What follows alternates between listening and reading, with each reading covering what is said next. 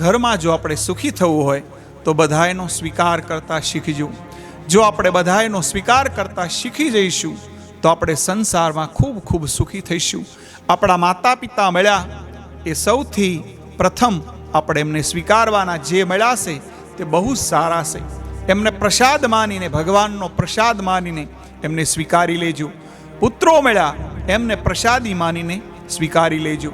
ક્યારેય કોઈના પુત્રોની સાથે તુલના કરીને એવું ન કહેતા કે મારા પુત્રો કરતાં બીજાના પુત્રો સારા છે. જો તમે સ્વીકારતા શીખી જશો તો ઘરમાં ક્યારેય કજિયા કંકાસ નહીં થાય. પુત્રવધુઓ મળી છે એમને પણ સ્વીકારજો. આપણી બહેન દીકરીઓ હોય, કોઈ પણ ઘરમાં મિત્રો હોય, સગાવાલા હોય, એ બધાનો સ્વીકાર કરતા જો તમે શીખી જશો તો આપણા જીવનમાં ક્યારેય કજિયા કંકાસ નહીં થાય.